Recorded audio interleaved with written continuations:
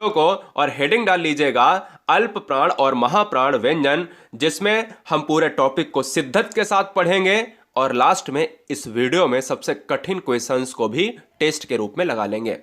तो देखिएगा यहां पर अल्प प्राण व्यंजन और महाप्राण व्यंजन क्या होते हैं यह आपको जानना है। सबसे पहला पॉइंट जब एग्जाम में क्वेश्चन पूछा जाता है कि देखिए यहां उच्चारण के अनुसार व्यंजनों को कितने भागों में बांटा गया है, तो वहां ऑप्शन होते हैं 2, 3, 4, 5। तो नोट्स को मेंटेन करना है, पूरी शिद्दत के साथ पढ़ाऊंगा, पूरी शिद्दत के साथ आपको पढ़ना है। अधूरा ज्ञान खतरनाक होता है। पूरी हिंदी को पढ़ने के लिए नीचे लिंक है, नोट्स को मेंटेन करो। देखिएगा इस टॉपिक में आपने देखा कि भाई उच्चारण के अनुसार व्यंजनों को 2 भागों में बांटा जाता है, तो 2 को अंडरलाइन करके अपने नोट्स में लिखिएगा। वो कौन से 2 भाग हैं? एक है अल्प प्राण है और एक है महाप्राण है। अब इस अल्प प्राण और महाप्राण को पढ़ने से पहले मुझे ये चीजें हमेशा पता होनी चाहिए कि ये प्राण वर्ड क्या आ रहा है। इसमें बार बार इसमें एक वर्ड यूज हो रहा है प्राण, ना किताबों में मिलेगा ना कोई टीचर बताएगा। समझिए अल्प प्राण व्यंजन और महाप्राण व्यंजन में जो प्राण वर्ड है ये कोई अनोखा शब्द नहीं है। ये दोस्तों ये हवा को ही प्राण कहा जाता है। हवा को संस्कृत में प्राण कहा जाता है, यह बात आपको जान लेनी है। भाई जो प्राण है ये वायु है, जो प्राण है ये हवा है, ठीक है। इसी आधार पर इनका नामकरण हुआ अल्प प्राण, यानी कहा गया महाप्राण। तो इसी आधार पर कम हवा को उच्चारित करने पर आप देख रहे हो, जैसे मैंने आपको फिगर में दिखाया है, जब भी हम कोई चीज बोलते हैं तो बोले गए शब्द दिखते नहीं है, जैसे इसमें दिख रहा है, ऐसे नहीं दिखते हैं। मैंने आपको केवल दिखाया है, रिलेट करवाया है। इसी आधार पर जब हम धीरे से कोई चीज बोलते हैं वो अल्प प्राण होती है, कम वायु वाली, और जब तेजी से बोलते हैं तो अधिक हवा निकलेगी तो वो महाप्राण कही जाती है। अब आते हैं पूरे टॉपिक पर, सही से पढ़िए। मेन टॉपिक में ये क्वेश्चन आप हेडिंग डाल लीजिएगा कि अल्प प्राण क्या होता है। सबसे पहली हेडिंग आपको यह डालनी है कि अल्प प्राण होता क्या है। देखिएगा आपके सामने 5 वर्ग दिए जाते हैं, एक का, चार, टा, ता, पा दिए नहीं जाते हैं, ये आपको याद करने हैं। भाई का वर्ग में कितने हैं? 5 हैं। चा वर्ग में कितने हैं? 5 हैं। ऐसे ही टा वर्ग में 5 हैं, ऐसे ही ता वर्ग में 5 हैं, ऐसे ही पा वर्ग में 5 हैं। याद कैसे करोगे? कचट तप, कचट तप, कचट तप याद कर लो, ठीक है, कोई दिक्कत नहीं। ये वर्ग है, इनसे हमेशा घोष, अघोष, महाप्राण, स्वर, व्यंजन सब यहीं से निकलते हैं। अब देखो अल्प प्राण क्या है एक्चुअल में, कि हमेशा कोई भी व्यंजन इन 5 वर्गों पर आधारित है। इन 5 वर्गों पर आधारित है, तो इसको कहा गया है एक वर्ग, इसको कहा गया है दूसरा वर्ग, इसको कहा गया है तीसरा वर्ग, और इसको कहा गया है चौथा वर्ग, और इसको कहा गया है 5वां वर्ग। सेम टू सेम ऐसा अपनी कॉपी में लिखना है आपको। अब क्वेश्चन में यह भी पूछ लेता कभी कभी कि अल्प प्राण व्यंजनों की संख्या कितनी होती है। अब देखो जब भी आपसे पूछा जाए कि अल्प प्राण व्यंजन किस वर्ग में रहते हैं, तो आप हमेशा याद रखो कि पहला 1 छोड़ दो, तीसरा और 1 छोड़ दो, 5वां। पहले, तीसरे और 5वें वर्ग में सम्मिलित सभी तत्व अल्प प्राण व्यंजन कहलाते हैं। लिखना नहीं है, लिखना अब है। देखो ऐसे व्यंजन जिनको बोलने में कम समय लगता है और बोलते समय मुख से कम वायु निकलती है, उन्हें अल्प प्राण व्यंजन कहते हैं। क्वेश्चन यहीं से बनेगा। क्वेश्चन में यह कहा जाएगा कि ऐसे व्यंजन जिनको बोलते समय कम समय लगता है या फिर कम समय लगने के अलावा मुख से कम वायु लगती है, या क्वेश्चन को बदलेगा, कहेगा ऐसे व्यंजन जिनको बोलते समय कम जोर लगता है, कम दबाव लगता है, वो व्यंजन अल्प प्राण कहलाते हैं। क्वेश्चन में यह भी पूछ सकता है कि अल्प प्राण व्यंजन की संख्या कितनी होती है, तो संख्या होती है दोस्तों 20 होती है। याद कर लो पूरी तरीके से, ये पॉइंट बहुत इंपॉर्टेंट है, ठीक है। अब आते हैं थर्ड पॉइंट पर। इसी में थर्ड पॉइंट आपको स्टार बना के लिखना है। थर्ड स्टार बना के लिखना है कि प्रत्येक वर्ग का पहला, तीसरा, 5वां वर्ण अल्प प्राण है। और एक और स्टार बना के लिख लेना कि सभी स्वर अल्प प्राण होते हैं। अब यहां पर आपको समझने वाली बात है कि पहला, तीसरा, 5वां वर्ण अल्प प्राण है। यही तो बताया कि यह पहला है, यह तीसरा है और यह 5वां है। एक छोड़ दो एक, ये क्या है, ये अल्प प्राण है, तो ये वाला अल्प प्राण है, फिर एक छोड़ो ये वाला, फिर एक छोड़ो ये वाला, ये क्या है, देखिए का है, गा है, इंग्या है, चा है, जा है, वां है, टा है, ड़ा है और ड़ा है, ता है, दा है, ना है, पा है, बा है, मा है। यही देखना, का खा गा यानी का गा इंग्या, तो यहां देखो का गा इंग्या, चा जा वहां, एक एक छोड़ दिया, ठीक है ना, एक एक छोड़ दिया। तो आपको यहां पर याद ये रखना है कि भैया कि यारा लावा भी आपको याद रखना है कि अंतस्थ व्यंजन को सबसे इंपॉर्टेंट तरीके से आपको याद रखना है। महाप्राण में ऊष्म व्यंजन और अल्प प्राण में अंतस्थ व्यंजन को रखा जाता है। संख्या आपको भूलनी नहीं है, 1 3 5 का आपको क्रम भूलना नहीं है, ठीक है। कम मुख से वायु निकले तो ये अल्प प्राण कहलाते हैं, ये भूलना नहीं है। स्वर सभी अल्प प्राण होते हैं, ये भूलना नहीं है।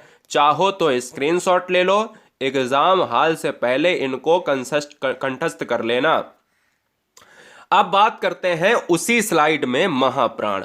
अच्छा मुझे बताओ, पहला तीसरा पांचवा मैंने ले लिया था, तो महाप्राण में अब इनकी जरूरत नहीं है, अब इनकी जरूरत नहीं है। अब मेरी जरूरत है कि दूसरा और चौथा, ये दूसरा है और ये चौथा है, तो जो दूसरे और चौथे वर्ग में स्थापित होंगे वो महाप्राण कहलाएंगे। सेम टू सेम आपको ऐसा लिख लेना है, बिल्कुल अच्छी तरीके से, ठीक है, बिल्कुल अच्छी तरीके से लिख लेना है, यहां पर आपको परेशान होने की जरूरत नहीं है। अब बात करते हैं पॉइंट नंबर नेक्स्ट। महाप्राण को समझने से पहले आपको क्या करना पड़ेगा, इसकी परिभाषा लिख लेनी है। ऐसे व्यंजन जिनका आप उच्चारण करते हो तो अधिक प्रयत्न करना पड़ता है, बोलते समय मुख से अधिक वायु निकलती है, उन्हें महाप्राण व्यंजन कहते हैं। इनकी संख्या कितनी होती है दोस्तों, 15 होती है। इनकी संख्या 15 होती है, यानी आपको हमने बताया क्या, अभी मैंने बताया कि जब उच्चारित करने में कम दबाव लगता है, कम वायु लगती है, कम समय लगता है, वो अल्प प्राण कहलाते हैं। और अल्प का उल्टा महा है, जब बोलते समय हम सबसे अधिक वायु का इस्तेमाल करते हैं तो वहां पर महाप्राण व्यंजन लगता है, ठीक है। चलिए, संख्या कितनी होती है, संख्या होती है 15 होती है। प्रत्येक वर्ग का दूसरा और चौथा वर्ण महाप्राण कहलाता है। प्रत्येक वर्ग का दूसरा और चौथा वर्ण महाप्राण कहलाता है। यह बात दिमाग में फीड कर लो, यहां उल्टा था, यहां प्रथम तृतीय और पांचवा था, इस चीज को आप याद कर लें। अब यहां देखिए 15 वाली वर्ड यहां याद करनी है, 20 वहां याद करनी है, और हमने कहा कि भाई ये दूसरा है, खा आएगा और चौथे में घा आएगा। ऐसे ही देख सकते हो, खा आएगा, घा आएगा, चा वर्ग में भी 2, यहां भी 2, यहां भी 2, यहां भी 2, और चारों ऊष्म व्यंजन। लेकिन एक चीज आप समझ लें, इसमें एक चीज समझने वाली बात है कि देखो उत्क्षिप्त व्यंजन और लिया गया है। उत्क्षिप्त व्यंजन को ढा कहते हैं, ढक्कन वाला, भैया इसको बहुत अच्छे से याद रखना है, ठीक है। चलिए अब क्वेश्चन पर आते हैं, देखते हैं क्वेश्चन में कितना दम है, क्वेश्चन में कितना दम है। पहला क्वेश्चन आपके स्क्रीन पर ये रहा, निम्नलिखित में महाप्राण वर्ड कौन से हैं।